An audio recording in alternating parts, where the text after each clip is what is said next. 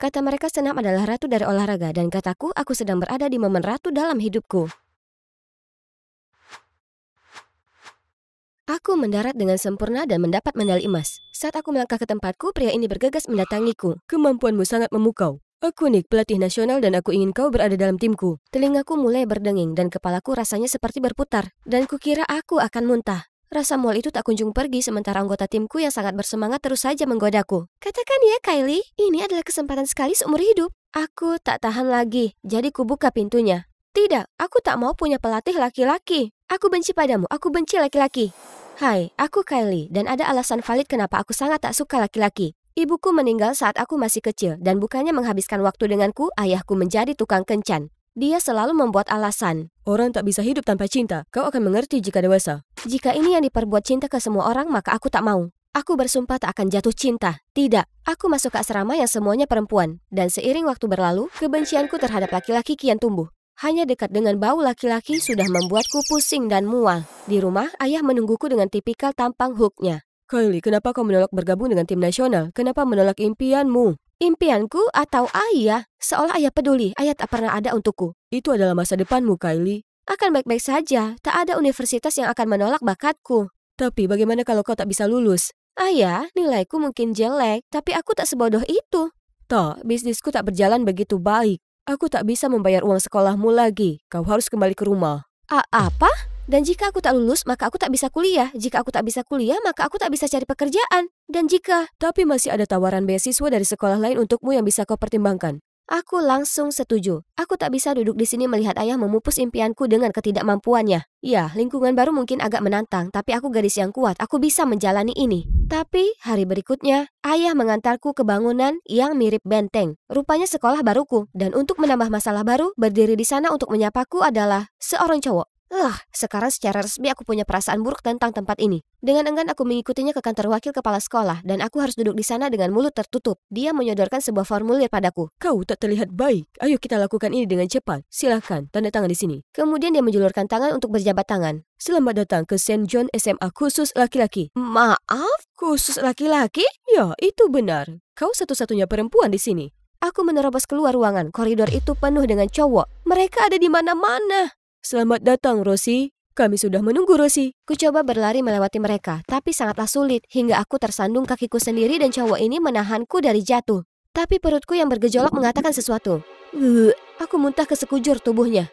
Cowok ini menjerit dan melepaskanku. Semua melongo menatapku seolah aku ini burung eksotis. Dengan harga diri yang tersisa, aku bangkit dan tertatih-tatih kembali ke kantor wakil kepala sekolah. Aku menolak beasiswa ini. Kau baru saja tanda tangani berkasnya, kau tak bisa pergi begitu saja. Aku teramat marah dan tak bisa berkata apa-apa. Ayah pasti merencanakan ini semua. Sepertinya aku tak punya pilihan lain kecuali bertahan di tempat ini. Jadi di hari pertamaku sekolah, kututupi diriku mulai dari ujung kepala hingga kaki seperti ninja. Tapi spanduk apa itu? Untukku? Aku masuk ke ruang kelas berusaha agar tidak muntah. Tempat ini sungguh aneh.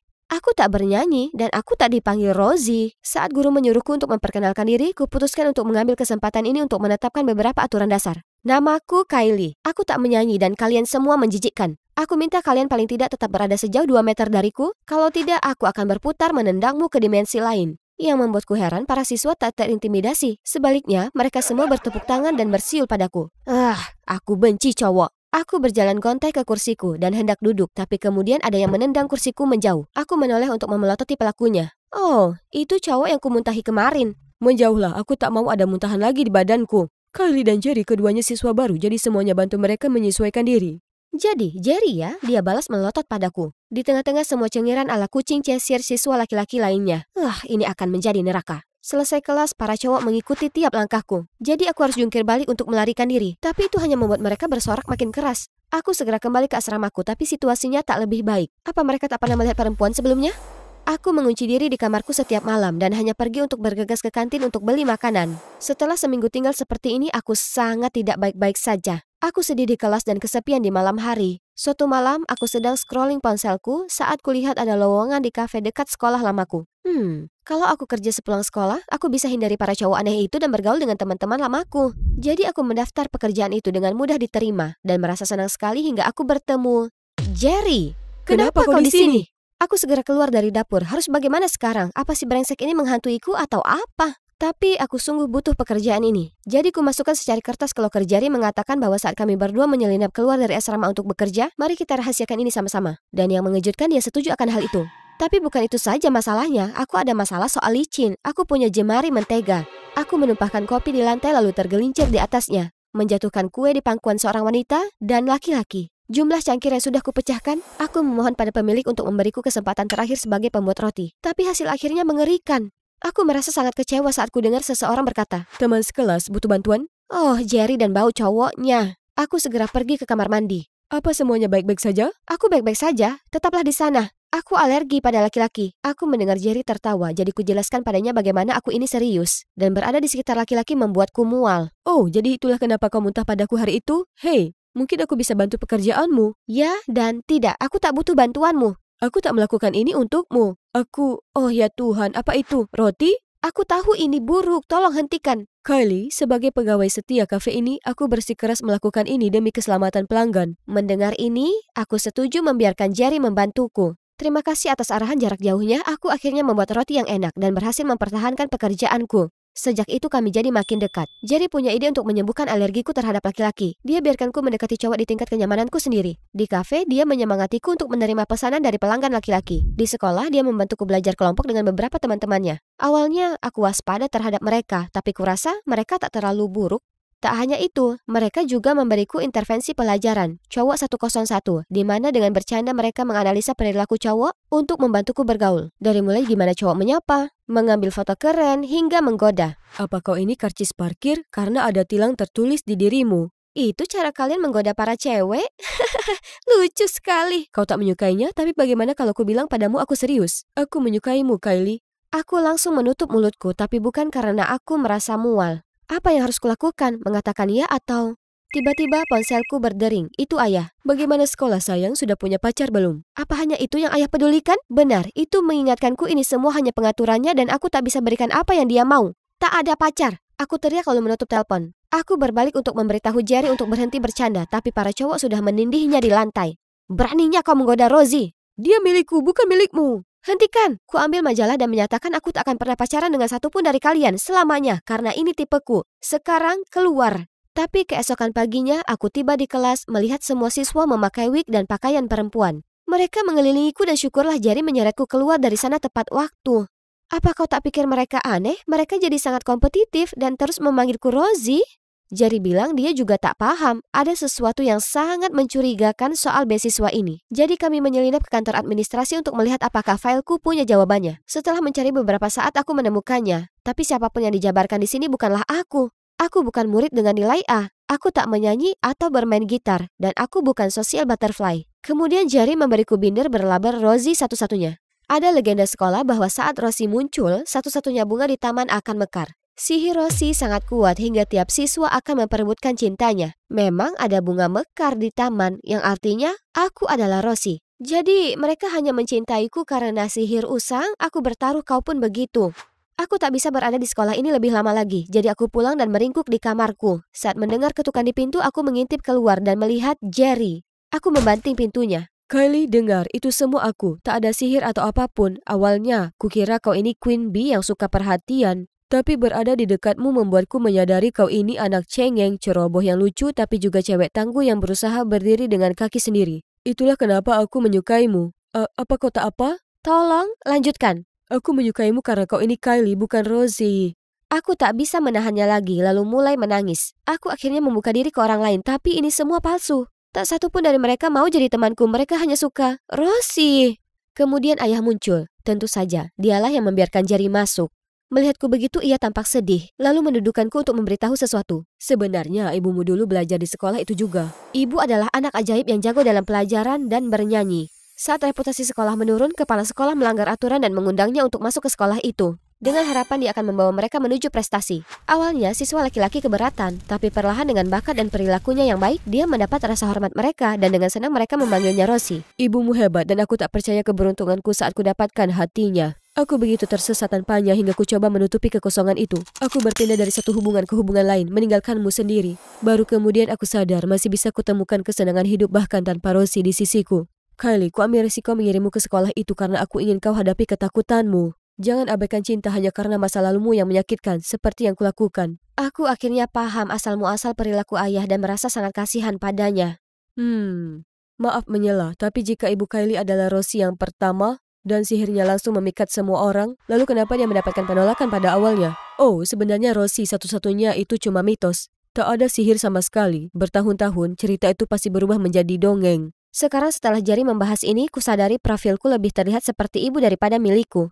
Bahkan sebelum masuk sekolah ini, semua orang membicarakanmu yang jago musik dan hanya mengencani siswa berprestasi. Seolah seseorang menciptakan image palsu untuk membuatmu begitu menarik. Ayah bilang wakil kepala sekolah lah yang menawarkan beasiswa. Kami saling mencocokkan dan kami yakin bahwa pasti dia yang berada di balik semua ini. Aku dan ayah pergi ke sekolah untuk menemuinya, tapi dia menyangkal semua dan bahkan mengeluarkanku. Hari berikutnya di tempat kerja, Jerry memberitahukan berita besar. Ada rumor soal siswi lainnya. Sepertinya wakil kepala sekolah ingin mencari Rosie baru. Ini harus dihentikan. Dia tak bisa terus memperalat anak perempuan seperti ini. Sudah saatnya kebohongannya diungkap. Kami bertiga memasukkan banyak sekali pendaftaran siswi perempuan dan akhirnya terpilih. Pada hari penerimaan, Jerry menyamar jadi cewek dan aku jadi cowok, lalu pergi ke sekolah bersama-sama. Semua cowok berkumpul mengelilingi Jerry dan melongo melihatnya seolah dia iPhone baru atau semacamnya. Kemudian wakil kepala sekolah memperkenalkan dia sebagai siswi baru, Jessie.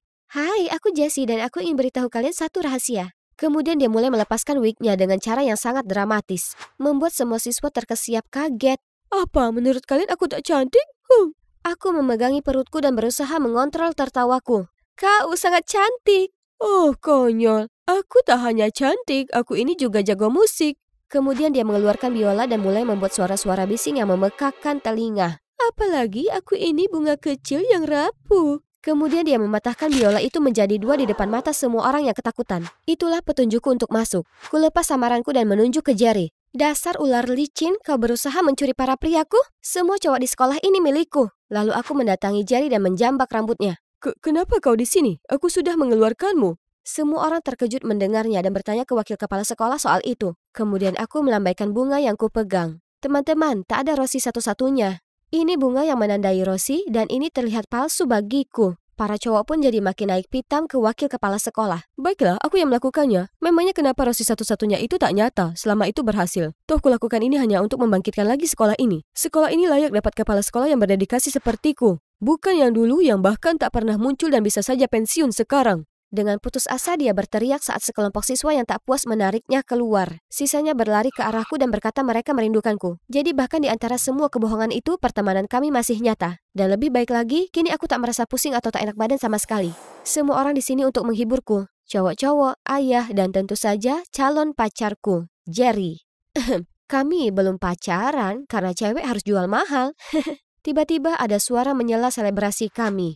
Itu Nick, pelatih tim nasional. Penampilan yang bagus. Apa kau pertimbangkan lagi untuk bergabung dengan tim? Mempertimbangkan lagi? Nick, anggap aku 100%. Tidak, 1.000.000% setuju.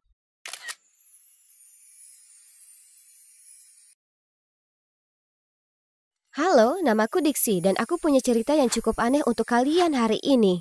Terima kasih pada cerita pendek remaja karena telah menceritakan kisah hidupku, jadi silakan subscribe ke channel ini. Aku dulu punya kehidupan yang sempurna. Ibuku adalah seorang pengacara untuk firma hukum ternama, tapi ayah bekerja dari rumah. Dan bersama kami adalah tim terhebat. Dan Dixie terus berlari dan bisakah dia berhasil? Wow, ya, dia bisa. Woohoo! Dan dia menembak dan dia mencetak skor. Oh ya Tuhan, apa yang terjadi di sini? Hari ini adalah turnamen antara ayah dan anak perempuan dan tebak siapa yang menang. Nah, turnamen berakhir. David, kau tak bisa terus membesarkan anak kita seperti berandal. Bersihkan tempat ini dan ayo bantu aku menyiapkan makan malam, Dixie. Ibuku benar-benar pembunuh kesenangan. Saat makan malam, aku sangat bersemangat membahas ulang tahunku yang akan datang dengan ayah dan ibuku. Aku akhirnya menuliskan apa yang ku mau. Hanya ada satu hal di daftar itu. Kita sudah membahas ini. Kau tak akan punya adik. Tapi kenapa? Kumohon, Bu. Aku janji akan membantu bayi itu dan aku bahkan akan berhenti Tidak, kita tak akan punya anak lagi. Tulis yang lainnya dalam daftarmu. Tapi Bu, hanya itu yang kuinginkan. Kalau begitu inginkan yang lainnya. Ayo sayang, pasti ada hal lain yang kau inginkan. Seorang bayi itu permintaan yang cukup tinggi. Jika kalian tak memberiku adik perempuan, aku akan mogok makan hingga kalian mendengarku. Silakan saja. Aku terlalu lelah untuk ini. Sekarang biarkan aku makan malam dengan tenang. Tentu saja dia bahkan tak peduli jika aku membuat diriku sendiri kelaparan. Aku naik ke atas dan berteriak dalam bantalku. Ibuku begitu mustahil. Hei sayang, apa kau baik-baik saja? Istrimu membunuhku. Ayolah sayang, berikan ibumu kelonggaran. Punya bayi itu hal besar. Dan mungkin bukan waktu yang pas untukku dan ibumu karena pekerjaan dan yang lainnya. Apalagi, tentu saja pekerjaan lebih penting baginya daripada kita. Ibumu mungkin kebanyakan bekerja, tapi percayalah dia sayang padamu. Dan aku punya hadiah sempurna untuk ulang tahunmu. Akan luar biasa dan bahkan lebih baik daripada bayi yang menangis. Aku meragukannya, tapi kita lihat saja. Beberapa minggu kemudian di malam ulang tahunku ke-14, semuanya hancur. Aku ada di kamarku saat ku dengar keributan di bawah. Itu pasti ayah yang memasang dekorasi. Tapi kemudian ku dengar ayah dan ibu saling memaki, jadi aku lari ke bawah melihat ibuku duduk di kegelapan. Ibu, kenapa ibu duduk di sini sendirian? Mana ayah? Dan kenapa ayah tak memasang dekorasiku? Sayang, tak ada cara yang mudah untuk memberitahumu ini, tapi ayahmu meninggalkan kita. Kami bermasalah selama ini dan aku sudah mencoba menjaga keutuhan kami, sayang. Percayalah padaku, aku sudah berusaha, tapi ia pergi. Pembohong, pembohong, ibu bohong. Ayah tak akan pernah lakukan itu. Aku akan menelponnya sekarang. Dan dia akan beritahu aku kalau ibu bohong. Tapi ibu tak bohong. Aku menelpon setiap hari selama berminggu-minggu, tapi ayah tak pernah mengangkat teleponnya. Dia sungguh pergi. Aku tak percaya ini. Bagaimana bisa dia meninggalkanku tanpa berpamitan? Seolah semuanya tak cukup buruk, ibuku masuk ke kamarku suatu hari mengenakan pakaian pedesaan yang sangat konyol. Kita pindah ke desa. Apa? Ke desa? Kenapa? Kurasa berada di sini di rumah ini mungkin terlalu berlebihan. Dan jika kita ingin sembuh, kita butuh awal yang baru. Pekerjaan baru, rumah baru, kehidupan baru. Dan musim panas ini kau punya banyak waktu untuk beradaptasi sebelum sekolah dimulai. Aku tak akan pergi. Bagaimana jika ayah kembali padaku? Dia tak akan kembali. Aku tak percaya pada ibu. Ibu hanya berusaha membawaku jauh darinya. Kemasi barangmu, kita pindah hari ini. Tandai kata-kataku, aku tak akan pindah. Tak akan. Tapi tentu saja cara ibu atau tidak sama sekali. Sayang, ada sesuatu yang perlu kuberitahu soal tempat ini. Tempat yang akan kita tuju adalah rumahku. Tempat aku tumbuh. Hah? Ibu tak pernah cerita soal rumah ibu. Dan sekarang tiba-tiba kita pindah ke sana? Aku tahu ini aneh, tapi ceritanya panjang. Tapi percayalah padaku, kau akan segera tahu. Dan akhirnya kau akan ketemu adikku Rose. Adik perempuan? Ibu punya adik dan tak pernah cerita padaku? Tuhan, apa aku tahu apapun tentang ibu? Oh iya, kita sudah sampai. Aku mendongak ke atas dan kulihat seluruh peternakan terhampar di depan mataku. Dan itu Rose, tantemu. Seorang wanita yang hampir secantik ibu berdiri di jalan masuk sedang memegang garu. Aku bisa langsung rasakan kalau dia tak menyukai kami. Wah, lihat siapa ini. Kenapa kau di sini? Ini rumahku, Ros. Aku tak perlu menjelaskan apapun padamu. Rumah? Tolong jangan membuatku tertawa. Suamimu pergi dan kau ingat kalau kau punya rumah. Kaya betul. Hai Tante Ros, aku senang bertemu denganmu. Tentu. Dia hanya berjalan pergi dan lanjut menyekop jerami, kasarnya. Tapi Tante Ros lebih dari kasar. Dia kejam. Dia tak pernah bicara pada ibuku dan aku. Dia selalu pura-pura seolah kami tak ada. Dan parahnya lagi, ku coba bertanya pada ibu apa yang terjadi di antara mereka. Tapi dia menolak memberitahuku. Para orang dewasa. Merasa agak sesak, suatu hari aku jalan-jalan ke danau saat ku rasakan sesuatu seperti batu menghantamku. Aduh, hei, apa-apaan kau? Oh, maaf sekali, aku tak tahu ada kamu. Aku Callum, dan kau pasti Dixie. Hah? Bagaimana kau tahu siapa aku? Ini kota kecil, kami tahu semua orang. Jadi, bagaimana menurutmu tinggal jauh dari kota besar? Mengerikan, tak sabar hingga ayah datang untuk membawaku pergi jauh dari sini. Ya, soal itu aku turut menyesal. Ayahku juga pergi, jadi aku paham bagaimana perasaanmu. Dengar, aku tak kenal siapa kamu atau apa yang kau pikir kau tahu. Tapi ayahku tak meninggalkanku, oke? Dia cuma sibuk kerja. Oke, jangan pergi. Aku minta maaf. Ayo, coba kita lihat siapa yang bisa melempar batu paling jauh. Aku sangat marah ke Callum ini dan seluruh penduduk kota yang bodoh karena mengira ayah pergi. Tapi membayangkan lagi perang dingin di rumah, lebih baik aku bersamanya saja. Ternyata Callum adalah angin segar dan segera kami mulai menghabiskan lebih banyak waktu bersama. Suatu malam aku sedang tidur di kamarku saat ibuku berjalan masuk ke kamarku. Hei sayang, aku tahu bahwa ini sangat sulit bagimu, jadi ku bawa seseorang untuk membantu. Temui Summer, adik angkatmu. Aku tak percaya ini. Untuk pertama kalinya setelah sekian lama, aku berlari dan memeluk ibu. Terima kasih banyak. Akhirnya aku punya adik, teman selamanya. Ya, kita akan berteman baik, kakak. Summer hanya berusia setahun lebih muda dariku, tapi dia sangat energik dan berjiwa petualang. Setiap pagi dia akan keluar kamar sebelum aku bangun untuk menjelajahi lahan, dan di malam hari, dia akan cerita padaku semua kisah petualangannya di siang hari. Yang terbaik dari semuanya, Summer juga tak suka sikap Tante Rose sama sekali. Jadi di malam hari kami menggunjing Rose di belakangnya hingga tertidur. Itu sangat memuaskan. Aku melihatmu dengan Callum hari ini. Aduh, dia ganteng sekali. Apa dia pacarmu? Tidak. Kita hanya berteman. Oke, jika kau bilang begitu. Tebak apa yang kulakukan hari ini? Kubiarkan pintu kandang terbuka. Dan aku yakin semua hewan sudah kabur sekarang. Apa? Summer, kenapa kau lakukan itu? Karena Rose kasar ke kita. Yang dia pikirkan cuma binatang itu. Dan kita lihat saja apa yang dilakukannya saat semua hewan itu pergi. Kristus, itu buruk sekali, Summer. Tolong jangan lakukan lagi. Tante Rose akan marah sekali denganmu. Seakan-akan itu pertanda. Ku dengar gedoran di pintuku. Summer melompat dan sembunyi di belakangku. Dasar kau tikus, beraninya kau. Aku tahu kau yang biarkan hewan itu keluar. Kau beruntung aku tiba di sana tepat waktu. Kalau tidak, apa? Rose, beraninya kau mengancam anakku. Beritahu pengganggu kecilmu itu jauh-jauh dari propertiku, atau aku akan berurusan dengannya. Aku bisa rasakan Summer gemetaran di belakangku. Dengan demikian aku harus jadi kakak dan melindunginya. Tante Rose, aku sangat menyesal. Itu tak akan pernah terjadi lagi. Tante Rose hanya melenguh lalu berjalan pergi. Phew, itu hampir saja. Tapi setelah mereka semua meninggalkan kamarku, Summer mulai tertawa. Aku memperingatkannya untuk tak melakukan kejahilan konyol lagi. Tapi aku tahu kalau dia tak akan mendengarku. Berikutnya aku nongkrong dengan Callum, ku beritahu dia apa yang terjadi. Summer terus mainkan lelucon ke Tante Rose. Aku khawatir ini akan membuat ibu dan Tante Rose bertengkar bahkan makin sering. Ya, mungkin dia hanya berusaha beradaptasi dan itu caranya sendiri untuk berperilaku. Dia harus segera mengakhirinya karena Tante Rose yang galak itu tak main-main. Ngomong-ngomong, Summer itu seperti apa? Dia anak yang manis tapi selalu sibuk dengan petualangannya yang liar. Saat aku pulang hari itu, ibu dan Tante Rose sedang terlibat adu mulut. Aku kenal anakku, dia tak akan melakukan ini. Kau bisa marah denganku sesukamu, tapi jangan tuduh anakku sesuatu yang tak dilakukannya. Seseorang mengunci mobilku. Itu kau, Dixie, ya kan?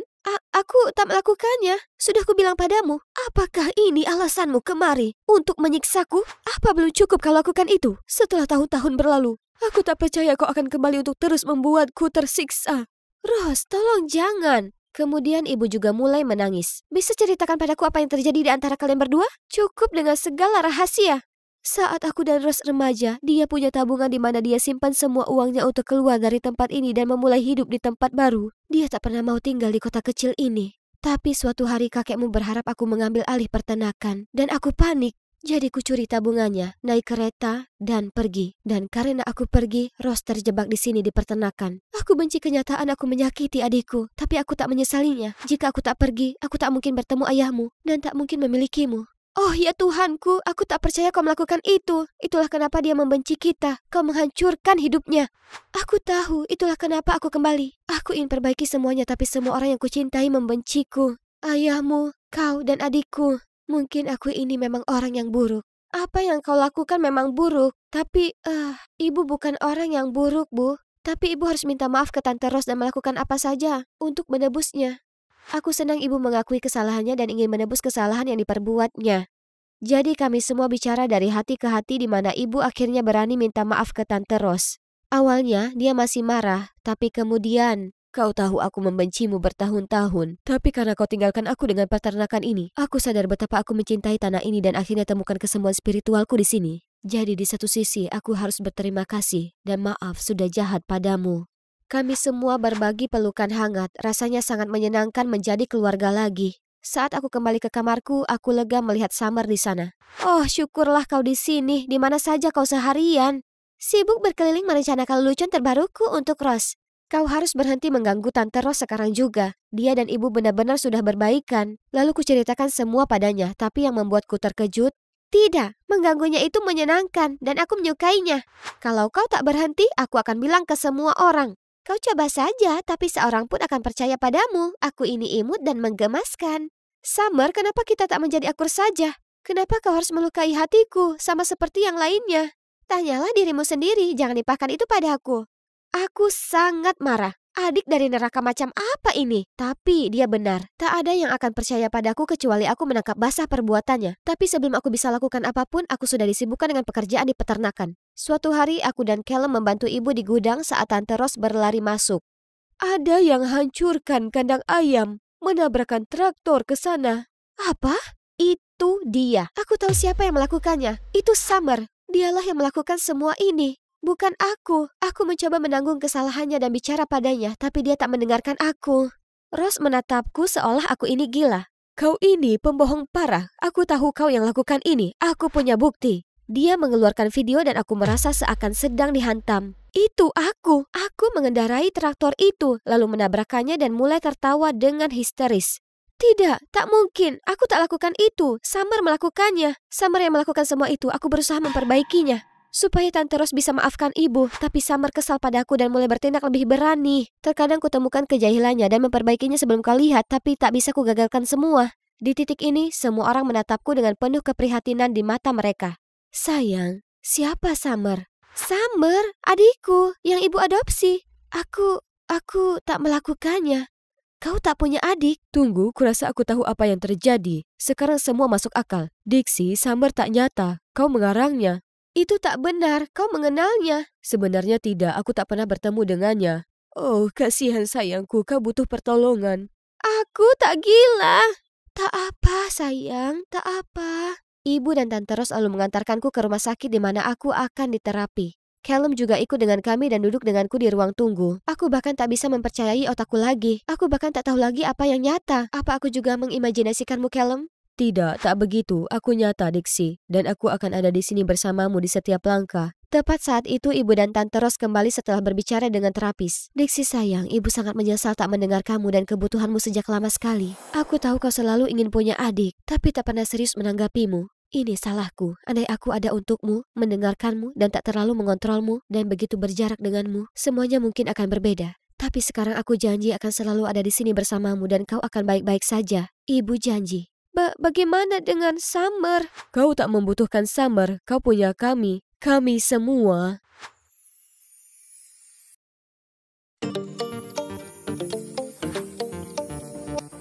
Jadi ini klub rumba.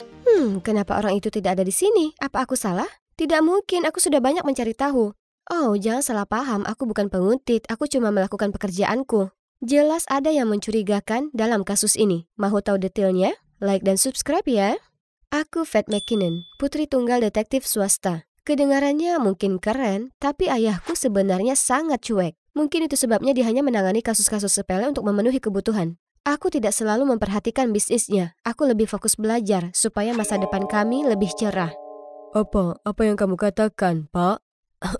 Ya, aku ikut. Kamu bisa mengandalkanku. Faith, aku baru saja mendapat pekerjaan besar. Seorang pelanggan telah membayarnya dengan sangat mahal untuk menyelidiki kasus ini. Seorang gadis bernama Selena Martinez baru saja mengalami kecelakaan dan jatuh koma. Tetapi tidak ada CCTV di jalan, dan hujan deras menghapus semua jejak. Polisi tidak dapat menemukan bukti apapun, jadi mereka menyimpulkan itu kecelakaan lalu lintas. Tetapi Tuan dan Nyonya Martinez tidak mempercayainya dan menduga pacarnya, Oscar Davis, terlibat. Jadi mereka harus bergantung pada ayah detektifku. Hahaha, sepertinya orang-orang membutuhkan bantuanku. Aku, McKinnon, bisa memecahkan kasus apapun. Untungnya, kedua anak itu bersekolah di sekolah yang sama denganku, jadi ayah memintaku untuk mengawasi mereka. Oke, tidak ada yang rumit, jadi aku setuju. Itulah sebabnya aku di sini. Ku dengar Oscar menyukai rumba dan tidak pernah bolos kelas. Tapi kenapa dia tidak muncul hari ini? Aku sedang melihat sekeliling ketika sebuah tangan menepuk bahuku. Apa yang kamu lakukan? Maaf, aku tidak bermaksud menakut-nakutimu. Ya ampun, apa aku sudah mati? Soalnya aku melihat malaikat. Lihat bulu matanya yang membingkai mata coklat yang indah itu dan rambut hitam panjangnya yang sangat mudah disentuh. Hei, kau masih bersamaku? Apa kau di sini untuk bergabung dengan guru rumba kita, Putri? Kalau begitu, kau datang ke orang yang tepat. Aku Zen, ketua klub ini. Ya, aku Faith. Aku suka rumba. Nah, bergabung dengan klub ini pasti akan membantuku dengan misiku, bukan? Tapi aku sama sekali tidak tahu apa-apa tentang tarian rumba ini. Astaga, bagaimana mereka bisa menari dengan sepatu hak tinggi seperti itu? Aku mencoba meniru siswa lain, tapi kakiku tidak mau mendengarkan. Membuatku tersandung dan untungnya, Zen menangkapku tepat pada waktunya. Apa kau baik-baik saja? Biar kutunjukkan dasarnya sebelum kau melukai dirimu sendiri atau orang lain. Lalu Zen membawaku ke samping dan kami mulai menari dengan lengannya melingkari pinggangku. Dengan setiap putaran, aku merasa seperti dia menarikku lebih dekat dan lebih dekat lagi dan aku tidak bisa berhenti tersipu. Apa rumba seharusnya selalu seperti itu? Kemudian mata kami bertemu, tatapannya begitu lembut dan mempesona. Dan marah, Zen berhenti di tengah dan wajahnya menjadi gelap. Tepat di pintu ada Oscar. Zen segera menyeretnya keluar. Aku diam-diam mengikuti mereka. Aku melihat mereka bertengkar di sudut. Hentikan aktingmu. Biarkan aku melihat Selena, ku mohon. Kau masih punya nyali meminta untuk bertemu dengan adikku setelah apa yang kau lakukan padanya? Berapa kali aku harus memberitahumu bahwa aku tidak ada hubungannya dengan kecelakaannya? Teruslah berbohong semaumu, tapi aku akan menemukan bukti. Kau akan segera membayar untuk apa yang kau lakukan. Zen, saudara laki-laki Selena? Itu berarti kita berada di perahu yang sama. Penyelidikan bisa berjalan jauh lebih lancar jika aku tahu ini lebih awal.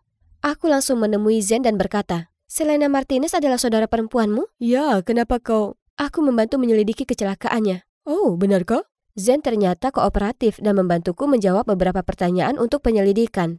Orang tuaku tidak bisa tidak curiga Oscar ada hubungannya dengan kejadian itu. Dia agak terobsesi dengan Selena kami. Selena sudah menolaknya berkali-kali, tapi Oscar tidak berhenti merindukannya dan akhirnya Selena menyerah. Namun itu hanya memicu perilaku posesifnya. Dia membeli hadiah dan mengatur apa yang dikenakan Selena setiap hari. Dia mengikuti adikku kemana-mana, bahkan ke kamar mandi untuk memastikan dia aman, dan memanjat jendelanya untuk memeriksa tidurnya setiap malam. Astaga, itu gila. Selena lelah dan memutuskan untuk mengakhiri hubungan dengannya untuk selamanya. Namun setelah itu dia ditemukan pingsan dalam sebuah kecelakaan. Itu tidak mungkin kebetulan. Aku yakin obsesi Oscar telah berubah menjadi kemarahan. Wah, sungguh tidak mungkin menilai seseorang hanya dari penampilannya. Padahal Oscar terlihat sangat manis.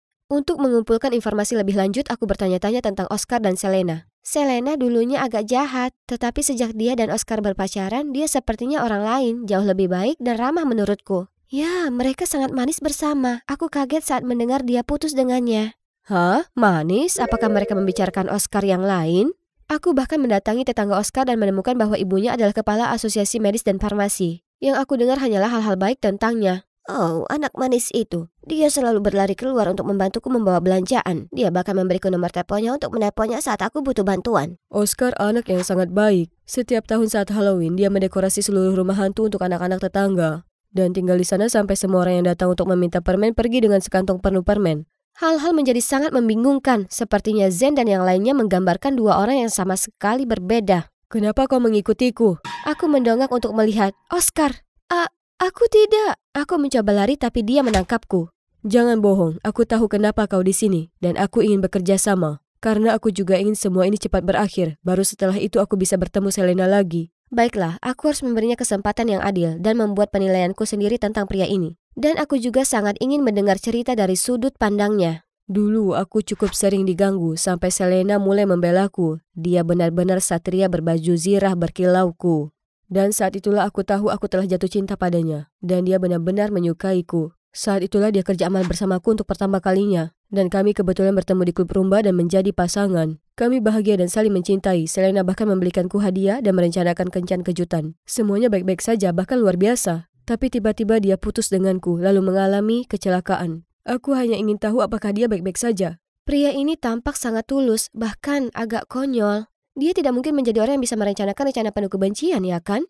Tapi kenapa tidak ada yang cocok dengan apa yang dikatakan Zen sebelumnya? Salah satu dari mereka pasti berbohong. Tapi siapa? Keadaan menjadi membingungkan. Namun malam itu, saat aku tiba di rumah, ayahku memberitahuku bahwa ia menemukan kamera dashboard dari mobil lain yang merekam momen saat mobil Oscar menabrak mobil Selena. Kasus ditutup. Siapa sangka kasus senilai $15.000 seperti ini bisa diselesaikan dengan mudah. Aku benar-benar jenius. Hahaha. Dengan kecepatan seperti ini, aku akan menjadi jutawan sebelum kalian menyadarinya. Hah? Cuma itu? Tidak. Ada yang tidak beres di sini. Naluriku mengatakan bahwa Oscar si polos itu tidak mungkin menjadi dalang yang licik dan kejam di balik semua ini. Keesokan paginya aku dikejutkan oleh kegembiraan ayah yang keras. Aku jadi berita utama, sayang. Ternyata video itu menyebar seperti api di berita. Namun bukan itu saja, bagian lain dari cerita itu juga terungkap. Oscar, putra Dr. Davis, mencintai Selena Martinez tetapi ditolak. Jadi ia mengancam akan memberitahu ibunya untuk membatalkan lisensi kedokteran baru mereka. Selena masih menolaknya, sehingga keluarganya kehilangan izin obat dan mengalami kerugian besar. Sementara itu, Oscar menjadi sangat marah sehingga menyebabkan kecelakaan itu. Jadi ada konflik keluarga juga yang terlibat. Bukan hanya kisah cinta remaja. Melihat banyaknya komentar marah, aku sangat khawatir sehingga aku segera berlari ke klub rumba untuk mencari Oscar. Di sana aku menemukan Zen mencengkram kerah Oscar. Aku selalu tahu itu kamu. Bagaimana kamu akan menyangkanya sekarang? Tunggu, berhenti. Melihatku, Zen mengendurkan tinjunya. Kamu akan membayar untuk ini. Aku bersumpah aku tidak melakukannya. Aku tidak tahu dari mana video itu berasal. Tolong bantu aku. Aku juga merasa semuanya tidak semudah itu. Jadi aku pulang untuk memeriksa video itu lagi. Akhirnya aku menemukan sesuatu yang janggal. Jika benturan terjadi pada sudut itu, lengan kiri Selena pasti terluka. Tetapi tidak demikian menurut catatan rumah sakit. Ayah, sepertinya video kecelakaan itu dibuat-buat. Kita perlu memastikan kondisi Selena sebelum mengambil kesimpulan. Ya, kasus ini sudah ditutup. Keluarga Martinez memintaku untuk menyelesaikannya segera setelah bukti ditemukan. Kenapa terburu-buru? Mereka menghabiskan banyak uang tetapi tidak menginginkan penyelidikan menyeluruh? Keesokan harinya aku memutuskan untuk menyelidikinya sendiri. Aku menyamar sebagai perawat untuk menyelinap ke rumah sakit. Tetapi kamar Selena dijaga ketat. Aku harus mencari jalan masuk lain. Hah? Itu Zen? Kemudian dia melihatku dan langsung menyeretku ke sudut, memberi isyarat agar aku tetap diam. Hati-hati atau mereka akan melihatmu. Apa yang kamu lakukan menyelinap? Aku takut orang tuaku melakukan sesuatu yang mencurigakan. Coba jelaskan. Aku dengar mereka bicara dengan pers untuk terus mengunggah artikel yang mencemarkan nama baik keluarga Oscar dan bahkan menyebut sesuatu tentang balas dendam. Jadi kamu mengikuti mereka ke sini? Tiba-tiba aku dilarang menemui Selena karena dokter bilang dia butuh kedamaian mutlak untuk sembuh. Tetapi rasanya lebih seperti orang tuaku tidak ingin aku bicara padanya. Kalau dipikir-pikir, mereka juga yang membuatku mencurigai Oscar sejak awal. Itulah yang kupikirkan. Tapi kenapa aku harus percaya padamu ketika kau telah mengatakan hal-hal buruk tentang Oscar? Mungkin kau bekerja dengan mereka. Semester lalu aku belajar di luar negeri. Saat itulah Selena dan Oscar mulai pacaran. Semua hal yang ku ketahui tentang mereka diceritakan oleh orang tuaku. Sebenarnya, percaya atau tidak, aku akan mencari tahu kebenarannya dengan atau tanpa bantuanmu. Melihat sikapnya yang penuh tekad, hatiku sedikit melunak. Jika memang benar orang tuamu merencanakan sesuatu yang buruk, kamu masih bersedia membongkarnya? Jika benar apa yang mereka lakukan itu salah, aku perlu tahu alasannya. Tepat pada saat itu aku mendapat telepon dari ayah. Bagus sekali, Faith. Kamu benar. Video itu direkayasa. Aku percaya padamu, Zain. 3 hari kemudian dilaporkan bahwa ibu Oscar mengundurkan diri karena skandal baru-baru ini. Kemudian ayah muncul dengan setelan jas yang sangat rapi. Sebaiknya kau bersiap-siap, nak. Keluarga Martinez mengundang kita makan malam untuk merayakan penyelesaian kasus ini. Kurasa mereka akan memberikan bonus di atas jumlah awal. Ayahku benar-benar hebat, bukan? Baiklah, saatnya memecahkan kasus ini. Saat makan malam, semua orang tampak sangat bahagia, terutama Tuan Martinez. Terima kasih banyak telah memberi kami penyelesaian yang kami butuhkan atas kecelakaan putri kami. Tidak, aku yang harus berterima kasih karena kau telah memberiku kasus besar. Sekarang orang-orang akan mengantri agar aku memecahkan kasus mereka. Mereka terus bersulang tertawa dan berbicara dengan gembira seperti 2 sahabat lama. Kemudian Nyonya Martinez pergi untuk mengambil lebih banyak makanan untuk mereka. Aku menoleh dan melihat Zen tampak agak sedih. Aku tidak menyangka Dr. Davis bisa bersikap serendah hati ini. Dia pantas menerimanya. Beraninya dia mengatakan obat kami kualitasnya jelek dan menolak lisensi. Dia hampir saja menghancurkan rencana kami untuk menghasilkan banyak uang. Sungguh tidak masuk akal. Untungnya kami cukup cerdik untuk membuat kecelakaan palsu untuk menjebak putranya. Mendengar itu Nyonya Martinez segera berlari untuk menutupi mulut suaminya, tetapi tidak sempat. Aha, jadi kamu mengakui semuanya. Aku merekam semuanya. Ini akan menjadi bukti untuk mengungkapmu di pengadilan. Kami tidak mengakui apapun. Periksa rekamanmu. Saat aku menyalakannya, semuanya statis. Kami tidak dapat mendengar apapun. Sayangnya untukmu, ini adalah ruang bisnis keluarga, dilengkapi dengan pengacau sinyal dan perangkat anti penyadapan. Jadi, kamu tidak punya bukti. Bu, hentikan. Saat itu juga, Oscar masuk dengan Selena di kursi roda. Kenapa kamu di sini? Kamu seharusnya berada di rumah sakit untuk istirahat. Semua berkat ibuku. Dia kenal seseorang di rumah sakit dan bisa membantu Selena keluar. Atau, berapa lama kamu berencana untuk mengurungnya? Ternyata Selena sudah bangun seminggu yang lalu, tapi orang tuanya merahasiakannya. Itu sebabnya Zen tidak diizinkan mengunjunginya karena takut semuanya akan terbongkar. Bu, itu tidak cukup untukmu. Awalnya ibu memintaku untuk mengejar Oscar agar bisa dekat dengan ibunya. Tapi ketika rencana itu tidak berhasil, ibu memaksaku untuk putus dengannya. Tapi aku sudah benar-benar jatuh cinta pada Oscar. Hatiku hancur saat melakukannya. Malam itu, aku mengemudi dalam keadaan benar-benar stres dan menabrak pohon. Tapi siapa sangka orang tuaku yang kejam akan menggunakan kecelakaan putri mereka sebagai alasan untuk menjebak Oscar dan keluarganya. Oh sayang, kamu mengatakan ini karena kamu belum sembuh? Tidak, kami semua tahu apa yang kamu lakukan. Akui saja, Oscar dan ibunya adalah orang baik yang tidak pantas menerima semua ini. Aku mencintai kalian, itu sebabnya aku harus memperbaikinya. Dasar pengkhianat tak tahu terima kasih. Semua yang kami lakukan untukmu. Tapi itu tidak penting. Pengadilan butuh bukti konkret, bukan sekedar kata-kata seorang gadis. Aku benar-benar kecewa dengan kalian. Aku berharap kalian mau maju dan bertanggung jawab. Kalian bisa saja mendapat pengurangan hukuman, tapi kurasa sekarang kita harus menyerahkan bukti yang sebenarnya. Aku mengangkat video pengakuan orang yang disewa oleh orang tua Selena untuk memalsukan kamera dashboard. Pada titik ini Nyonya Martinez berlutut terisak-isak dengan dramatis. Aku membayarmu untuk menemukan bukti terhadap keluarga Davis, bukan melawan kami. Maaf, tapi kami menolak menerima uangmu. Kami tidak bekerja untukmu, kami bekerja untuk keadilan. Tak lama kemudian, Tuan dan Nyonya Martinez menghadapi pengadilan atas rencana mereka, dan nama keluarga Davis dibersihkan. Setelah vonis dijatuhkan, Ibu Oscar mendatangiku dan ayahku. Terima kasih banyak telah memperjuangkan kebenaran. Kalian selamatkan reputasi keluarga kami. Masyarakat kita butuh lebih banyak orang yang bekerja dan hidup untuk kebenaran sepertimu. Aku berhutang semuanya pada Fate. Segalanya tidak akan berjalan seperti ini tanpa rencana induknya. Mulai dari pengunduran diri palsu hingga pelarian Selena dari rumah sakit dan bahkan mengatur sandiwara untuk mengungkap keluarga Martinez. Memang benar buah jatuh tidak jauh dari pohonnya, ya kan? Dia akan melampaui keahlianku. Aku akan membiarkanmu menyimpan ini selama beberapa tahun lagi. Memang benar bahwa aku sebelumnya tidak tertarik dengan pekerjaan ayahku. Tapi kasus ini membuatku menyadari hasratku untuk memecahkan kejahatan. Jadi kita lihat saja nanti. Sekarang semua hal gila itu akhirnya beres. Oscar dan Selena kembali bersama setelah semua yang telah mereka lalui. Mereka pantas untuk bahagia bersama. Apakah ini hanya aku atau kisah mereka benar-benar mirip dengan Romeo dan Juliet? Kecuali pada akhirnya mereka bahagia bersama. Tiba-tiba, Zen berjalan di belakangku. Mau berdansa? Kau yakin? Kaulah yang mengatakan aku berbahaya bagi diriku sendiri dan orang lain. Kalau begitu itu resiko yang bersedia aku ambil.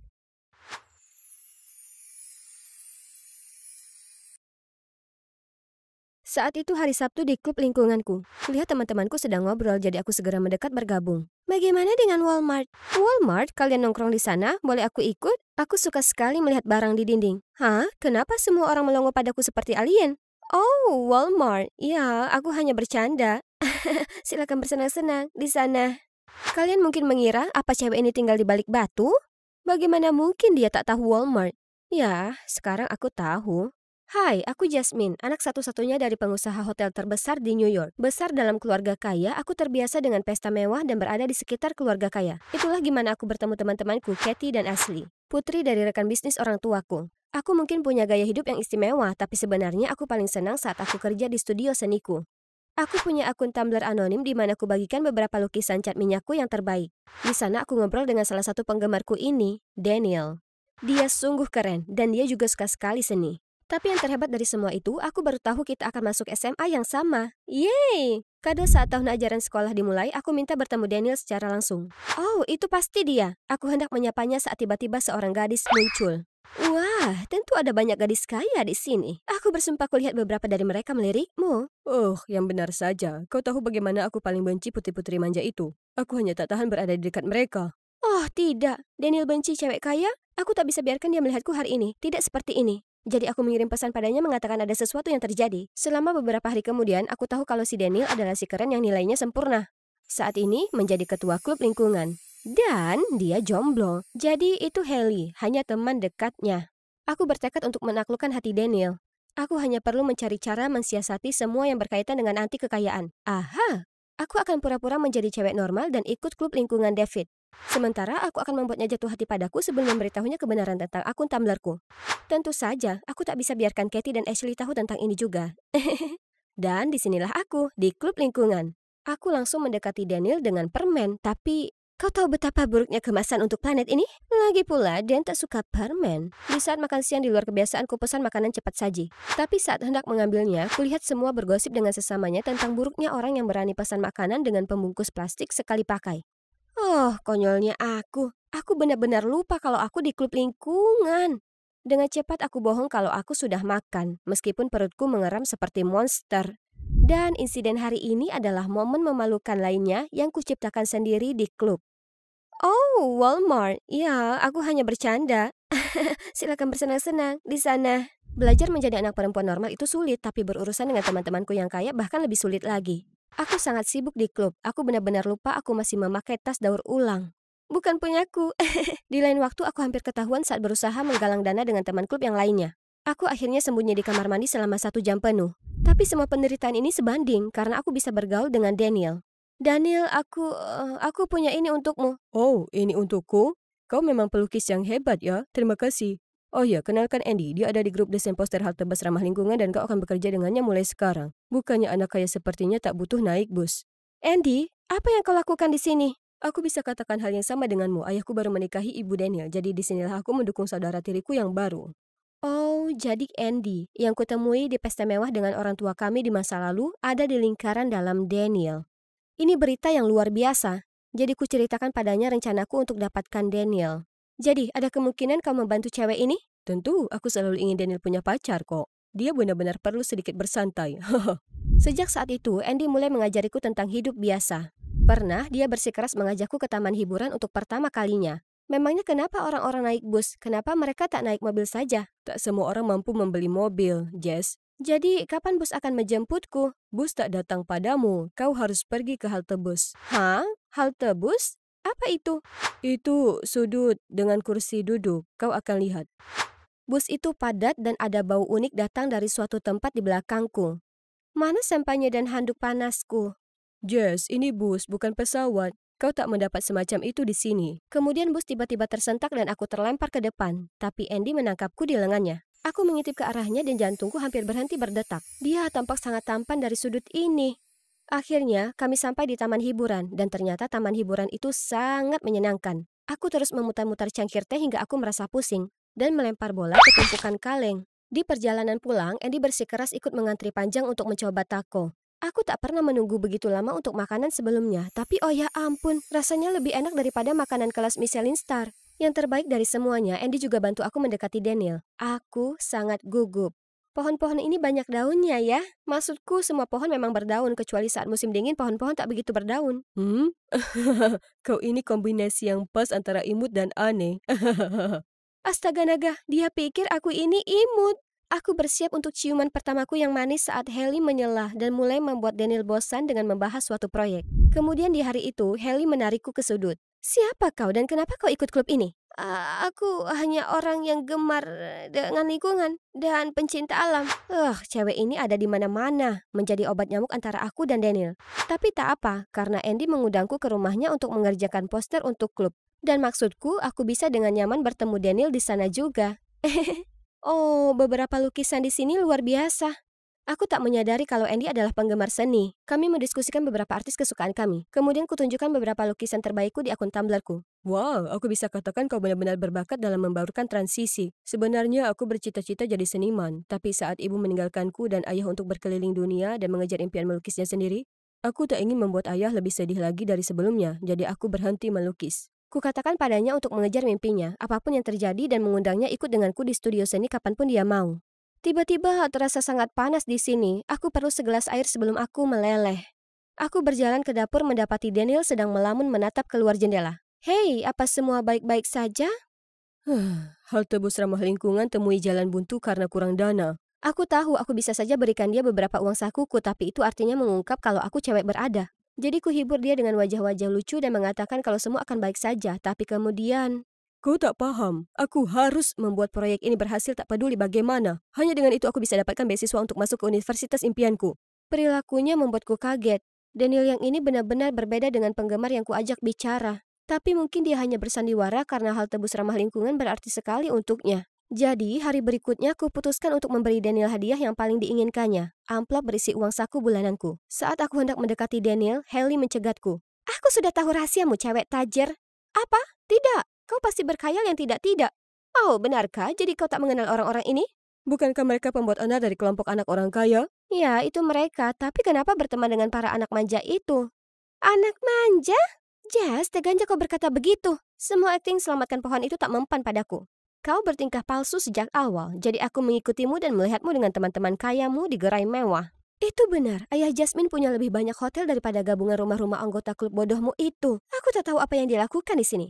Daniel berjalan pergi tanpa mengatakan apapun, jadi aku berlari mengejarnya. Aku tahu benar kalau orang kaya seperti kalian tak ada baiknya. Kau bisa saja danai proyek itu, atau paling tidak bantu aku minta pinjaman ke ayahmu, tapi kau tak melakukan apapun, kau membuatku jijik. Aku hanya melakukannya karena aku menyukaimu. Lalu Katie dan Ashley memergokiku. Aku minta maaf atas apa yang kukatakan tadi. Itu salahku. Seharusnya aku tak katakan hal buruk tentang kalian. Aku tak mengira gadis terhormat sepertimu akan merendahkan diri sendiri untuk belas kasihan cowok sepertinya. Kalau kamu mau balik ke kelompok, maka putuskan hubungan dengan teman-teman berkantong cekakmu itu. Mungkin teman-teman klubku benar, kita selama ini dangkal dan materialistis. Kita harus berubah, bukan mereka. Kau, beraninya kau, Jasmine. Jasmine! Jadi Daniel tak ingin melihat wajahku lagi sementara Katie mendepakku dari grup. Selama seminggu penuh aku mengurung diri di kamarku. Kejadian itu memang buruk, namun itu memberiku waktu untuk berpikir lebih jernih dan menyadari aku sebaiknya berhenti mengejar Daniel. Sebaliknya, aku ingin lebih aktif di klub lingkungan karena aku sangat senang berkontribusi untuk kebaikan bersama. Jadi, pagi berikutnya aku pergi ke pantai untuk bersih-bersih dengan klub. Semua orang sangat kaget melihatku, terutama Andy. Kau kembali. Aku sangat lega kau kembali. Dari mana saja kau? Kemudian kami ngobrol dengan riang sambil membersihkan sampah dengan semua orang. Hanya Daniel dan Haley yang jelas tampak terganggu, tapi aku cuma tak peduli. Sejak saat itu, aku sibuk membantu menyiapkan pertunjukan Teng Hiu untuk menggalang dana hal tebus ramah lingkungan. Suatu hari, Daniel mendekatiku dan minta maaf karena bersikap berlebihan hari itu. Dia lanjut menjelaskan ibunya dicap matre sejak menikahi ayah Andy. Dia ingin tunjukkan kalau tak seperti Andy yang dilahirkan dengan kemewahan, dia tak butuh uang. Dan dia bisa dapatkan beasiswa untuk masuk kampus lewat hal tebus ramah lingkungan. Mendengar ini aku melunak dan memaafkannya. Setelah itu kami berteman lagi. Dan kurasa dia menggodaku. Hey Jess, kau tampak cantik hari ini. Kau punya mata yang cantik. Tapi entah kenapa setiap kali aku bersamanya yang kupikirkan hanya Andy. Waktu berlalu dan tibalah babak kualifikasi Teng Hiu. Seluruh klub dengan gugup menyaksikan Daniel mempresentasikan proyek tersebut. Dan coba tebak, proyek kami terpilih untuk babak final. Tepat saat itu, Daniel mengikutiku keluar. Jasmine, maukah kau menjadi pacarku? Aku sangat bingung sampai aku mengangguk tanpa pikir panjang. Tapi entah kenapa aku tak merasa senang sama sekali. Di kencan pertamaku dengan Daniel, kudapati pikiranku kembali membayangkan Andy. Parahnya lagi, aku merasa dia menghindariku. Beberapa hari kemudian, aku mengadakan pesta ulang tahunku ke-16. Semua temanku dari klub lingkungan ada di sana, kecuali Andy. Kemudian, Daniel naik ke atas panggung. Hai semuanya, aku sudah menyiapkan lagu istimewa untuk pacarku Jasmine. Kau bilang kau menyesal, tapi sekarang sudah terlambat. Jadi simpan saja, menyingkirlah, diamlah. Karena jika kau pikir aku peduli padamu sekarang. Hei cewek, aku tak peduli. Berikutnya yang ku tahu semua terkesiap, lalu memandang kasihan. Jadi ini untukmu Jasmine, kau anak manja, kaya yang tak berguna. Selamat ulang tahun, kau keputuskan. Aku terpaku tapi berusaha menenangkan diri. Ya, aku kaya, tapi bukan manja dan tak berguna. Orang-orang itu lebih dari kelas sosial mereka, kau tahu? Tiba-tiba kulihat sebuah tinju melayang di udara. Itu Andy yang meninju Daniel. Kau bajingan, kau akan membayar untuk ini. Kemudian dia menuntunku pergi. Andy mendudukanku di bangku dan aku tak bisa berhenti menangis. Sudah, berhenti menangis. Dia tak layak mendapatkanmu. Tak pernah. Tapi aku tak bisa berurusan dengan hal ini sekarang, jadi aku berbalik dan lari tanpa mengucap sepatah kata pun. Setelah menangis hingga tertidur malam itu, aku tahu hari berikutnya aku harus tangguh. Jadi aku kembali ke klub untuk mengambil barang-barangku. Hei, aku minta maaf atas apa yang terjadi kemarin malam. Aku tak pernah mengira dia bisa lakukan hal seburuk itu padamu. Dan aku minta maaf telah bersikap kasar padamu selama ini. Aku tahu sekarang kalau itu salahku. Tak apa, kurasa itu salahku sejak awal. Aku mengabaikan kenyataan kalau kami tak cocok hanya karena dia itu penggemarku. Daniel itu penggemarmu? Ya, dari akun Min Arts di Tumblr milikku. Ya Tuhan, itu kau? Penggemar itu aku, bukan Daniel. Oh, itu masuk akal. Kurasa aku sudah salah paham akan semuanya selama ini. Tapi kenapa ada foto dan informasi Daniel? Haley mengakui dia naksir Daniel. Tapi sekarang aku tahu sifat aslinya. Dia tak pantas lagi, kau tahu? Aku juga akan meninggalkan klub ini. Daniel lah yang harus pergi. Tunggu dan lihat saja. Meski masih dalam suasana kurang baik, aku datang ke babak final Teng Hiu untuk melihat proyek di mana aku berkontribusi. Dan ya, hal tebus ramah lingkungan kami akhirnya mendapat persetujuan pendanaan. Ketika tiba-tiba, aku akan investasi, tapi aku tak mau Daniel jadi pasanganku. Aku ingin itu Haley, karena dia otak di balik semua ini. Semua anggota klub berseru bersama untuk mendukung Haley dan mencemooh Daniel. Bagaimana dengan kesepakatan kita? Kau bilang ayahmu akan berinvestasi ke proyekku kalau kuputuskan Jasmine di depan umum. Aku juga tak tahu. Mungkin itu karena kau benar-benar payah. Momen berikutnya, ayah Katie berada di antara mereka. Untungnya, Andy memberitahu saya tentang kontribusi Haley dalam proyek ini. Jika tidak, saya akan membuat kesalahan besar dengan mendanai oportunis. Sedangkan kau, Katie, bagaimana mungkin kau berlaku begitu ke teman? Kau akan terima hukumanmu di rumah. Setelah pertunjukan selesai, aku berjalan-jalan dengan Andy. Jadi, ini rencanamu selama ini, ha? Daniel sudah keterlaluan kali ini. Aku perlu memberinya pelajaran. Dan, Jess, aku sudah menyukaimu sejak kita mulai berteman. Tapi dengan bodoh aku setuju untuk membantumu mendapatkan Daniel. Ini begitu mendadak. Aku tak tahu, Andy. Aku janji menjagamu sejak saat ini. Tolong beri aku kesempatan. Andy, sebenarnya aku juga menyukaimu, tapi diriku yang bodoh ini terus memberitahu diriku untuk mengejar Daniel dan selama ini aku sering memikirkanmu. Tapi aku cuma butuh waktu. Itu saja yang perlu aku tahu.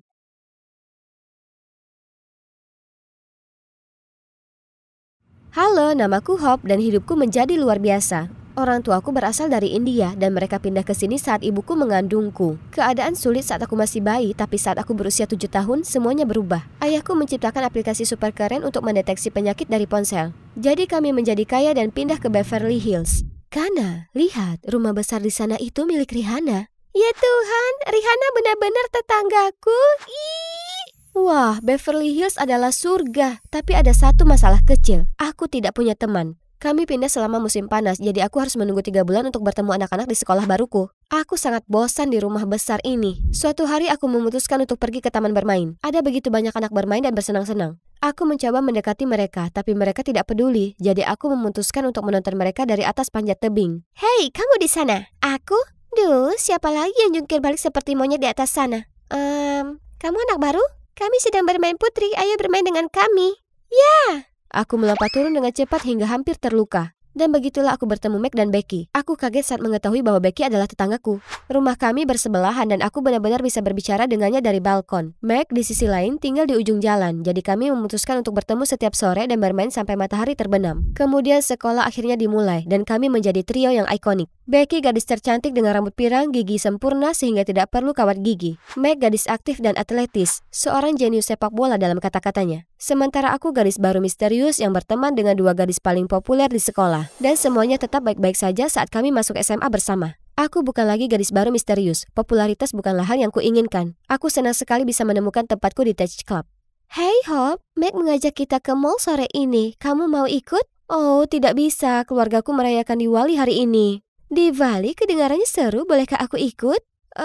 Kami belum pernah mengundang orang non-India untuk festival Diwali sebelumnya. Tapi karena kamu sahabatku, kurasa ibu tidak keberatan. Yeay! Ngomong-ngomong, aku punya sesuatu untukmu. Ini, kapanpun kita dekat, akan bersinar seperti ini. Wow, kamu yang membuatnya? Lihat, kamu benar-benar berbakat. Kalau kamu mau, Becky, kita sudah bicara ini. Bergabung dengan Touch Club sudah cukup bagiku. Sekarang mari kita mulai sebelum ibuku memarahi kita berdua.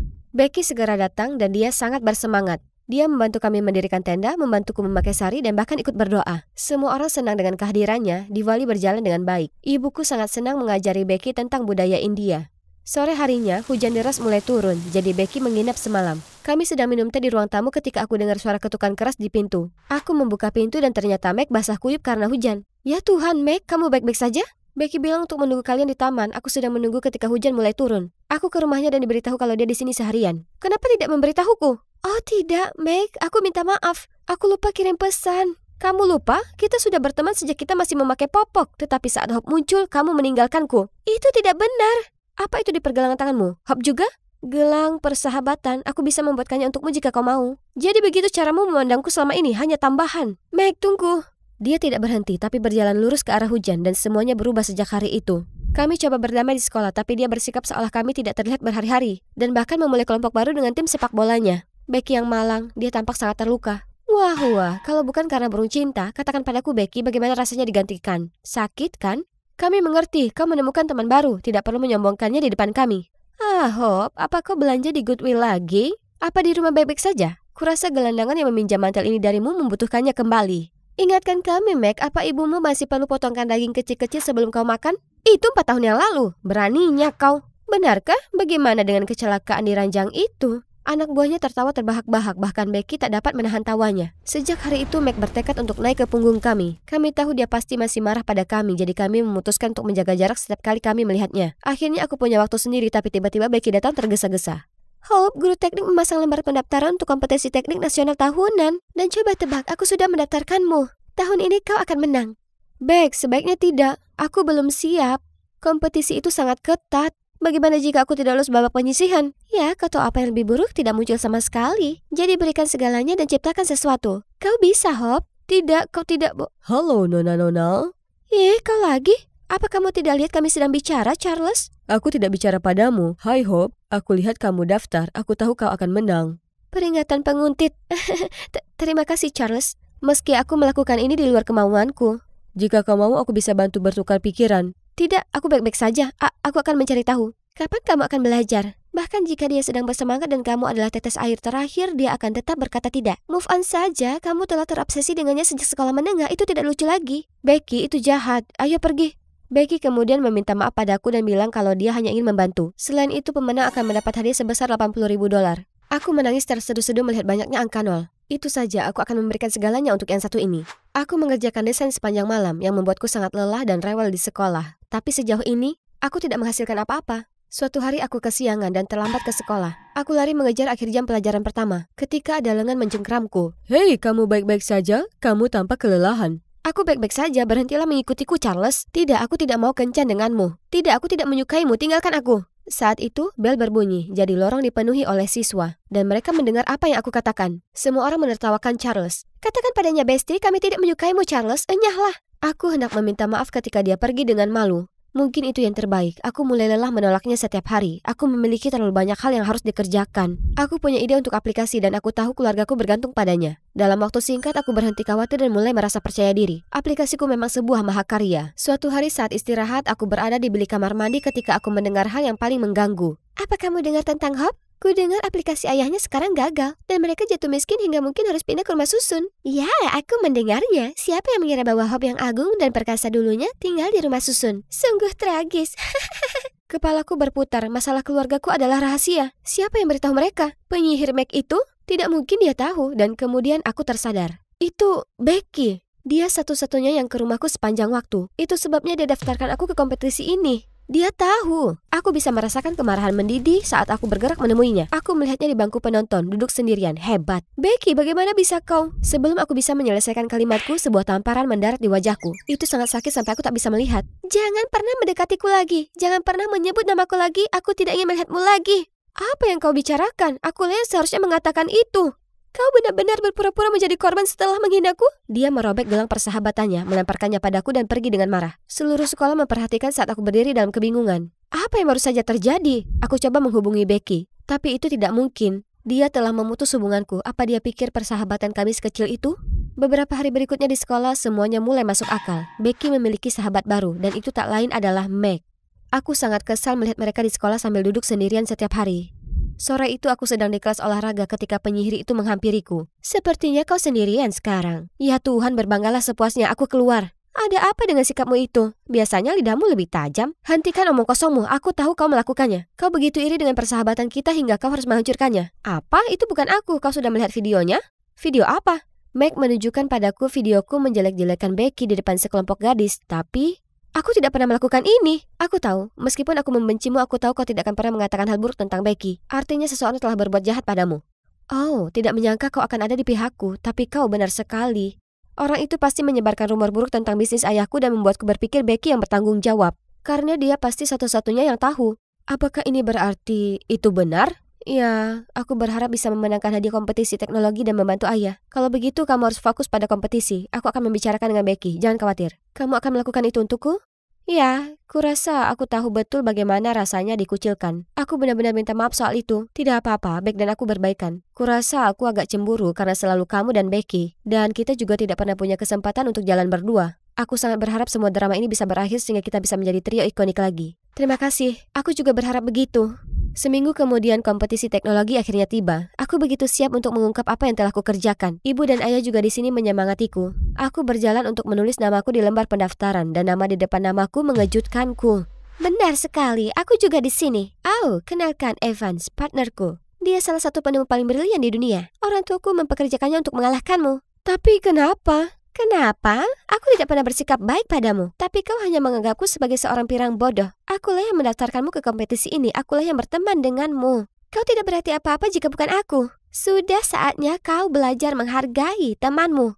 Becky berbalik. Meg mencoba menghentikannya tapi tidak berhasil. Tiba-tiba aku merasakan lemas di lututku. Aku tidak bisa menahan air mataku, aku membiarkannya mengalir. Oh, Kana, dengar, kau harus fokus. Ingatlah kenapa kau ada di sini. Jika kita harus memulai hidup baru, tidak masalah. Aku pernah melakukannya sebelumnya dan aku bisa melakukannya lagi. Jangan biarkan penilaiannya yang kabur memberitahumu di mana kamu harus berada. Aku memeluk ayahku erat-erat dan berjalan ke aula. Dia benar, aku tidak bisa membiarkan Becky merenggut hari ini dariku dan keluargaku. Ketika namaku dipanggil, aku berjalan dengan bangga ke atas panggung dan memulai presentasiku. Hai semua, aku kesini ingin menceritakan kisahku. Saat tumbuh dewasa, hidup tidak selalu mudah. Sampai aku temukan teman-teman yang mengubah hidupku. Dan meskipun ada pasang surut di sepanjang jalan, aku akan selalu menghargai kenangan yang kita lalui bersama. Jadi aku menemukan ide untuk membuat aplikasi bernama Memoir Lens, yang dibuat khusus untuk kalian dan orang-orang terkasih. Tempat kalian bisa menyimpan dan berbagi momen dengan mereka. Aplikasi ini memberi notifikasi setiap tahun sehingga bisa menghidupkan kembali momen itu lagi. Aula itu dipenuhi tepuk tangan. Semua orang menyukai aplikasiku dan aku akhirnya memenangkan kompetisi. Aku tidak percaya. Aku sangat senang. Aku menyelamatkan keluargaku. Malam itu rumah dikelilingi teman dan keluarga yang sedang merayakan. Aku bersenang-senang tetapi kemudian pikiran tentang Becky dan Meg terlintas di benakku. Jadi aku jalan-jalan. Aku baru saja berada di ujung jalan ketika Charles muncul entah dari mana. Hai, kudengar kau menang hari ini. Selamat.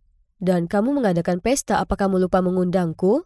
Oh, ini hanya untuk keluarga dan orang-orang terdekatku, jadi... Oh, haha, aku mengerti. Apakah Becky juga ikut? Kudengar dia menampar wajahmu. Duh, itu pasti menyakitkan karena sahabatmu seumur hidup. Sekarang paham bagaimana rasanya? Tidak ada yang suka dipermalukan. Tunggu sebentar, itu kamu yang melakukannya. Tentu saja aku melakukannya, bodoh, dan mari kita perjelas. Itu bukan karena aku sangat patah hati. Aku hanya ingin pacaran dengan seorang gadis populer, dan kau tampak mudah didekati. Tapi kau mempermalukanku. Jadi aku membuat video AI palsu yang mengatakan hal-hal buruk tentangmu dengan wajah Becky. Dan hal yang sama untuknya, dan kalian berdua tertipu. Lihat betapa lemahnya kau tanpa temanmu. Menyedihkan. Dengan segala kemarahan dan rasa sakit, aku mencengkram ke meja Charles dan menamparnya dengan keras. Aku siap memukulnya, tapi dia lari terbirit-birit, tertawa seperti seorang psikopat. Aku lari ke rumah Becky. Aku harus katakan yang sebenarnya. Aku menggedor pintu lalu dia membukanya. Itu Charles, dia membuat video palsu untuk memisahkan kita karena kita mempermalukannya. Apa? Kau mengarang ini untuk memperbaiki keadaan? Ini tidak akan berhasil. Selesai. Tidak, tunggu. Dia tidak berbohong. Aku mendengar Charles mengaku. Aku bahkan merekamnya. Kebetulan mereka di depan rumahku. Becky menonton video itu dan mulai tersadar. Ya Tuhan, si idiot itu. Oh, Hope, aku minta maaf. Seharusnya aku mendengarkanmu. Dan aku mengatakan semua hal buruk itu padamu. Oh, aku terlalu malu pada diriku sendiri untuk menghadapimu. Tidak apa-apa, Becky. Aku hanya merindukan temanku. Dan kebetulan aku tahu kau menarik diri dari kompetisi karena kau tak bisa melakukan itu padaku dan keluargaku. Aku sangat menyesal telah mencoba melakukannya. Lalu kami berdua tertawa. Hey, Meg, kenapa kau berdiri di sana tercengang? Rasanya seperti aku menjadi orang ketiga bagi kalian. Aku akan pergi saja, jadi kalian bisa bersenang-senang. Kau bicara apa? Meg, kau bagian dari kelompok ini dan kali ini kami tidak akan membiarkanmu pergi. Ya, kalau bukan karenamu, kami mungkin masih akan bertengkar sekarang. Jadi kemarilah, aku merindukan kalian. Maaf karena terlalu begitu jahat. Sekarang sudah tak apa. Sekarang kita buat Charles yang cengeng itu membayar semua ini.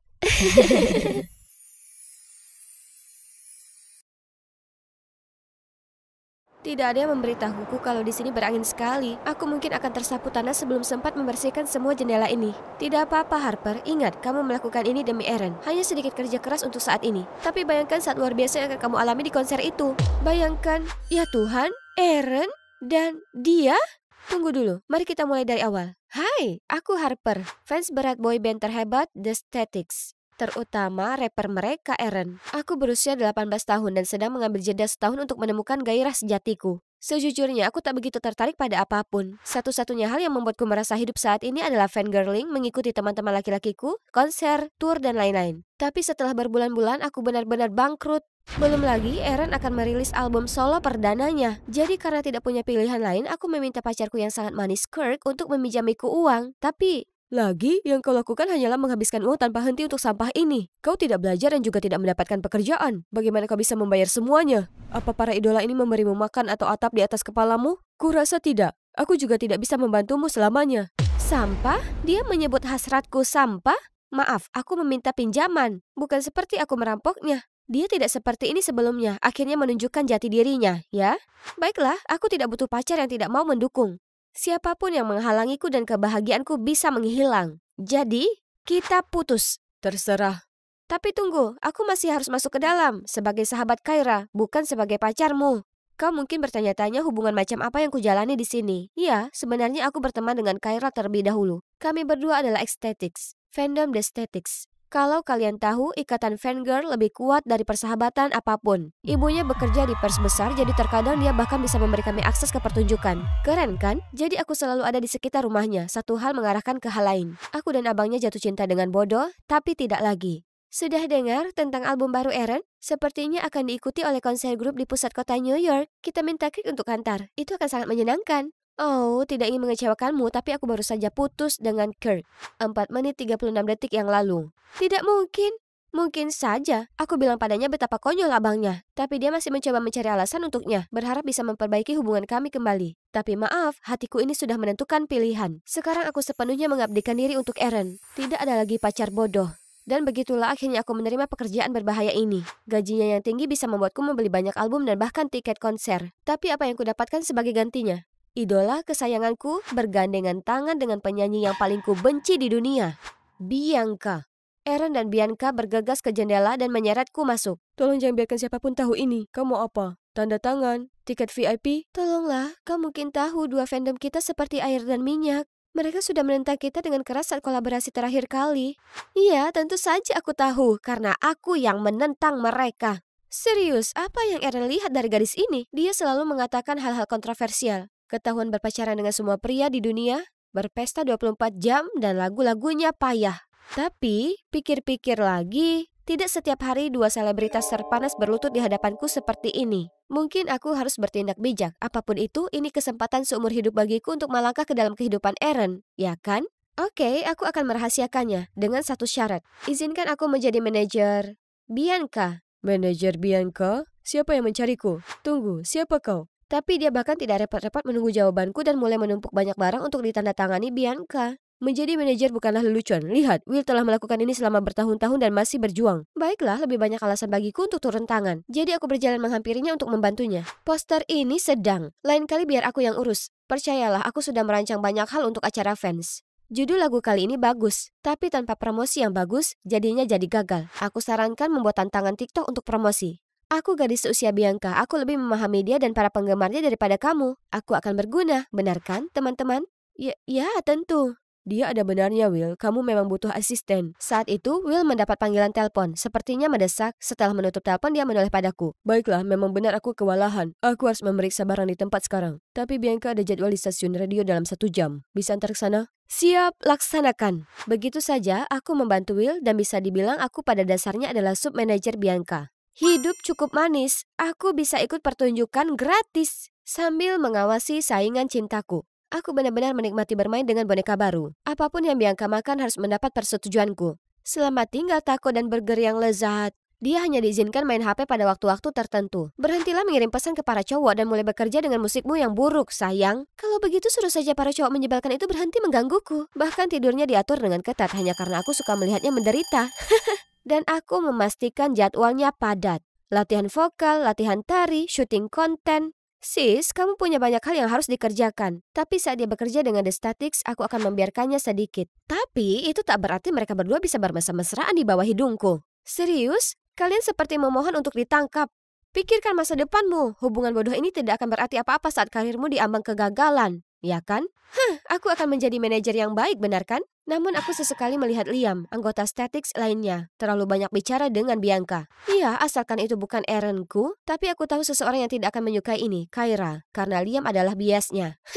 Aku rasa rumor itu benar, Liam adalah seorang playboy. Dan untuk mencegah Eren melakukan hal yang sama, aku secara tidak sengaja mengatur jadwal Bianca agar 100% berbeda dengan Eren, sehingga mereka tidak bisa bertemu. Namun, Bianca masih sering memintaku untuk memberinya hadiah. Dan yang mengejutkan, Eren tidak terlalu kesal karena pacarnya tidak muncul. Aku rasa aku bisa membuatnya berada di level lain yang tidak bisa dilakukan Bianca. Kami segera banyak mengobrol dan bergaul juga. Dan dia benar-benar mengatakan tentang betapa tegangnya Bianca. Bagaimana beberapa kebiasaannya yang menyebalkan membuatnya jengkel. Dan bahwa bersamaku jauh lebih nyaman. Oh, kedengarannya seperti cinta yang memudar.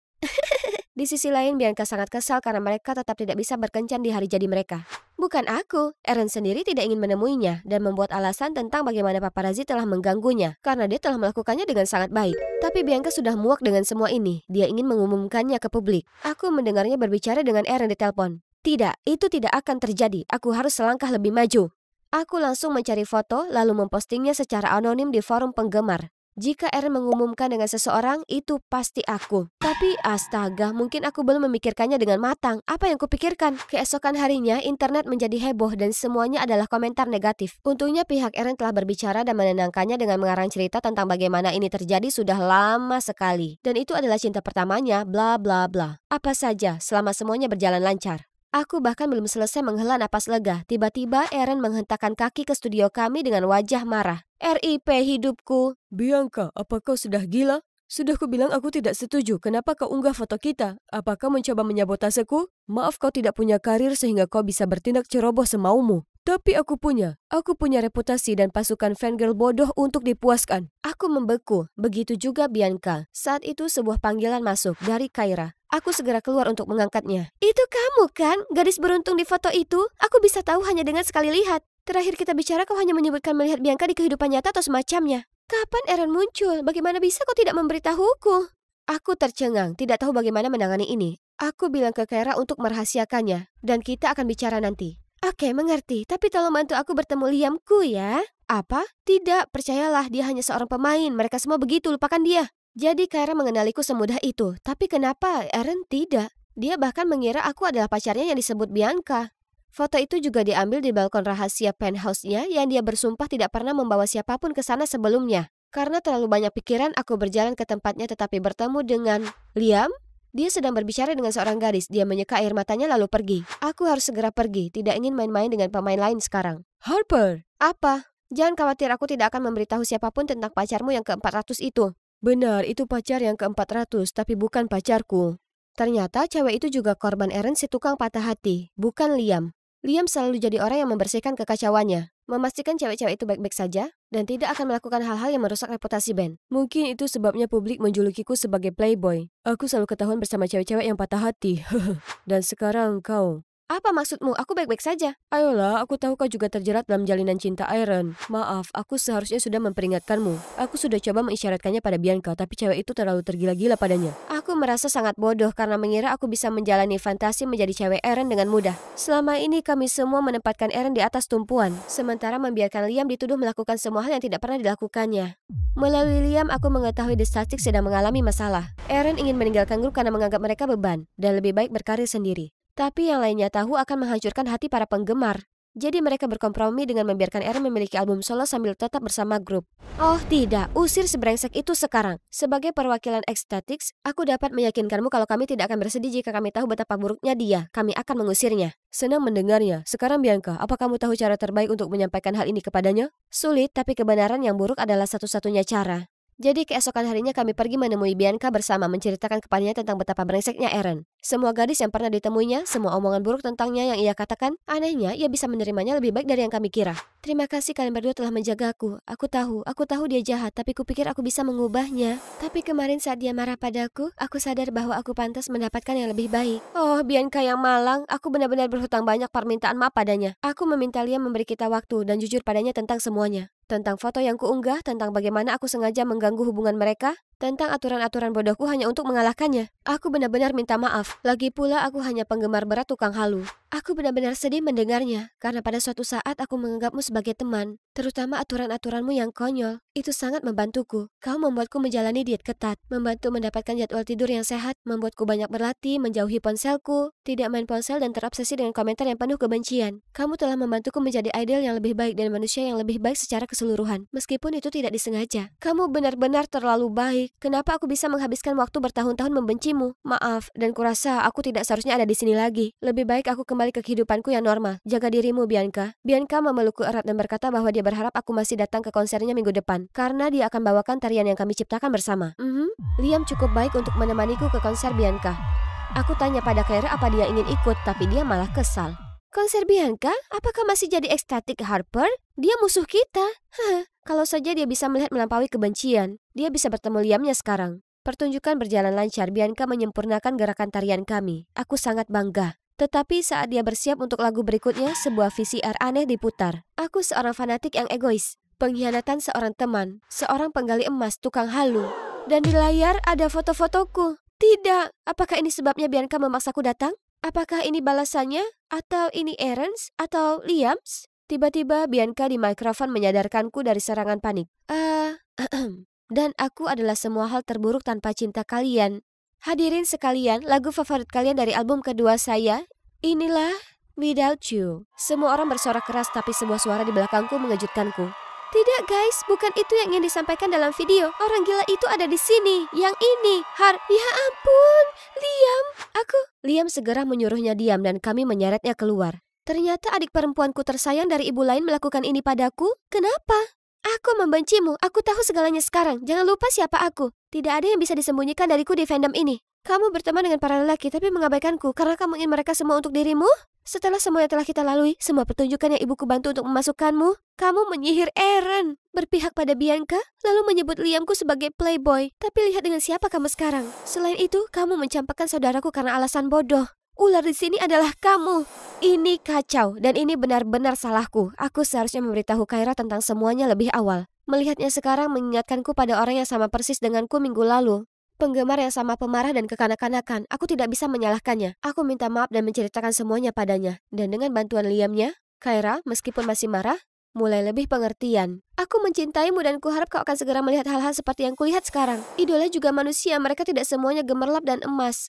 Jadi kita tidak bisa mengharapkan mereka menjadi sempurna lalu menolak untuk melihat kesalahan mereka atau mengkritik hal-hal sepele hanya karena itu tidak sesuai harapan kita. Mari kita berdua menjadi ecstatics yang lebih baik mulai sekarang, oke? Sudah 6 bulan sejak saat itu, aku bisa bilang kalau semuanya pasti menjadi lebih baik sekarang. Ini adalah penampilan pertama The Ecstatics selama mereka berpisah dengan Eren setelah wajah aslinya terbongkar. Ya, itu akhirnya terjadi. Sekarang lihat, sepertinya penonton juga tidak keberatan membuang si pembuat onar itu. Dan biasanya aku di sini sebagai ecstatic, tapi tidak hari ini. Sekarang aku kerja paruh waktu sambil belajar untuk mendapatkan sertifikasi yang tepat dalam manajemen bakat. Aku menyadari aku menikmati bekerja dengan Bianca dan aku benar-benar memiliki bakat untuk itu. Jadi aku menjadikannya sebagai karir. Sekarang permisi, bolehkah aku mendapatkan manajerku kembali? Saatnya pertunjukan. Sampai jumpa.